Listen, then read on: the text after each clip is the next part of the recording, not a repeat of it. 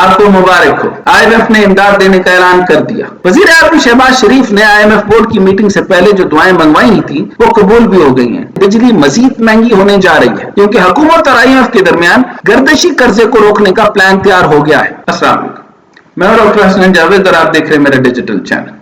آپ کو مبارک ہو، IMF نے امداد دینے کا اعلان کر دیا۔ پاکستان کے لیے $3 ارب کی بیل آؤٹ پیکج کو منظوری دے دی گئی۔ وزیر اعظم IMF بیل آؤٹ پیکج کے لیے قوم سے دعاؤں کی اپیل کر رہے تھے۔ اب اندازہ کیجئے IMF نہ ہو گیا، بارشیں ہو گئی اور شہباز شریف صاحب جو ہیں وہ مولانا طارق جمیل بن جائیں کیونکہ آپ سے مفت تو سنبھل نہیں رہا اور اپنے گناہوں کے اوپر جو ہے وہ لوگوں سے دعا کی اپیل کروائیں۔ وزیر اعظم شہباز شریف نے IMF بورڈ کی میٹنگ سے پہلے جو دعائیں منگوائی تھیں وہ قبول بھی ہو گئی ہیں، تو میرا خیال ہے ان کو آستانہ عالی IMF شریف کھول لینا چاہیے۔ بہرحال قرض کی پہلی قسط کے طور پر $1.2 ارب کی رقم فوری طور پر جاری کر دی جائے گی۔ باقی 2 قسطیں سہ بنیادوں پر 2 جائزوں کے بعد جاری کی جائیں گی، یعنی پہلے جائزے پھر دوسری قسطیں۔ سعودی عرب نے پاکستان کو $2 ارب اور متحدہ عرب امارات سے پاکستان کو $1 ارب کا قرض دیا ہے۔ چین بھی اس سے پہلے پاکستان کو ڈیفالٹ سے بچانے کے لیے $5 ارب سے زائد کی قرض دے چکا۔ تو پیسے تو آ گئے، لیکن سوال یہ ہے اب آگے کیا ہوگا؟ کچھ بھی نہیں ہوگا۔ IMF کی ایگزیکٹو بورڈ نے کہا کہ امداد کا مقصد معیشت کو مستحکم کرنے کے فوری اقدامات کا تعاون کرنا اور مالی دھچکوں سے حفاظت کرنا ہے، جبکہ پاکستانی عوام کی مدد کے لیے سماجی ترقیات پر خرچ کرنے کے لیے بھی مواقع تیار کیے جائیں گے۔ کون کرے گا؟ لیکن کیا واقعی اس سے معیشت میں استحکام آئے گا؟ بہت بڑا سوال۔ اس سے پہلے IMF سے 22 پروگرام ہوئے، کیا ملکی معیشت میں استحکام آیا؟ کیا سیاستدانوں نے معاشی اصلاحات کی؟ وزیر اعظم شہباز شریف نے کہا تھا کہ ہم جگہ جگہ جا کر ادھار مانگتے ہیں اور IMF کی منتیں کرتے ہیں، زندگی گزارنے کا یہ طریقہ نہیں ہے، اب ایسے کام نہیں چلے گا۔ 30 سال بعد یاد آیا انہیں۔ لیکن وزیر اعظم صاحب اب تو ایسے ہی چلے گا کیونکہ آپ IMF کے چنگل میں بری طرح پھنس چکے ہیں۔ اس کو ڈیٹ ٹریپ کہا جاتا ہے، اس کو کبھی پڑھ بھی لیا کریں۔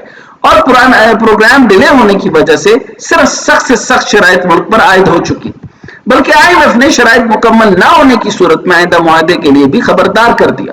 اور ہم آپ کو بتاتے چلیں کہ بجلی مزید مہنگی ہونے جا رہی ہے کیونکہ حکومت اور IMF کے درمیان گردشی قرضے کو روکنے کا پلان تیار ہو گیا ہے۔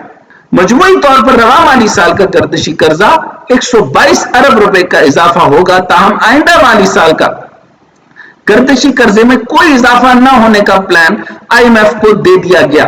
پلان کے مطابق پاور سیکٹر کا گردشی قرضہ $2340 ارب پر روکا جائے گا۔ گردشی قرضہ کم کرنے کے لیے 400 ارب سے زائد رقم جاری کرنے کی منظوری دی گئی ہے۔ گردشی قرضہ کم کرنے کے لیے یہ رقم ایک ساتھ میں جاری کی جائیں گی۔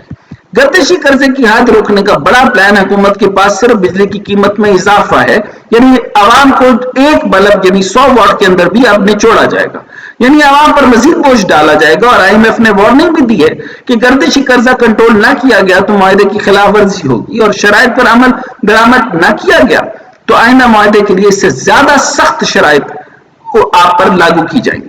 یعنی ملک اب بری طرح IMF کے چنگل میں پھنس چکا ہے۔ IMF نے پاکستان سے کہا کہ وہ توانائی یعنی بجلی گیس کی قیمتوں میں اضافہ کرے، کرنسی کنٹرول تب کر دے، یعنی یہ وہ تھپڑ ہے جو اسحاق صاحب کو رسید ہوا ہے، اور ان کو رسید اگر وہ ریسیو کر لیں تو یہ یعنی رسید بھی اس کی دے دیں تو بہتر ہے کہ کب سے کہہ کے لوگ مر گئے کہ بھائی اپنے اس کرنسی کنٹرول کے طریقہ کار سے نکلو، اس کی ڈیویلیویشن اور ایویلیویشن کو کرنے سے روک دو، ڈالر کو آرگینک جانے دو، لیکن یہ بات نہیں ہے۔ بہرحال اسحاق ڈار کو کہا گیا کہ کنٹرول نہیں کر سکتے تو چھوڑو، بہرحال استعفیٰ تو یہ دینے والے ہیں نہیں۔ ٹیکس سبسڈی کو بہتر بنانے کے لیے کہا گیا مالیاتی پالیسی کو سخت کرے، مرکزی بینک کو اپنی پالیسی جو سود کی شرح کو 22% کی بلند ترین سطح تک بڑھانا ہے، اور حکومت کو نئے ٹیکسوں کے ذریعے $1.39 ارب جمع کرنے ہیں۔ یہ ہے وہ شرائط جن کی بنیاد پر قرض ملا ہے۔ ایک بھی شرط پوری نہ ہوئی تو پھر IMF دوبارہ ناک سے لکیریں کھنچوائے گا۔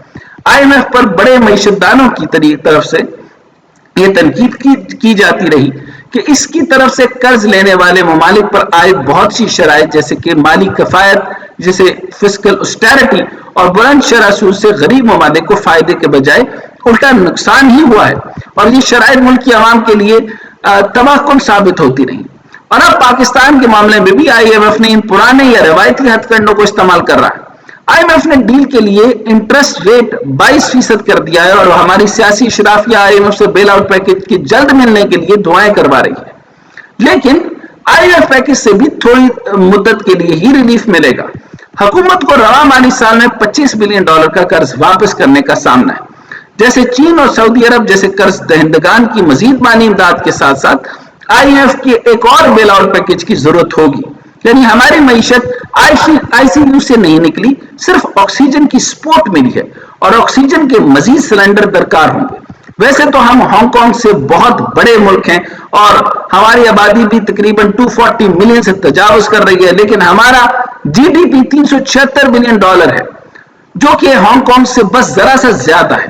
پاکستان کے بڑے مسائل میں مہنگے ایندھن کی امپورٹ پر انحصار، زرعی شعبے کے لیے توانائی اور پانی کی قلت، سرمایہ کاری کی شدید کمی اور سب سے بڑھ کر سیاسی اشرافیہ کی کرپشن ہے.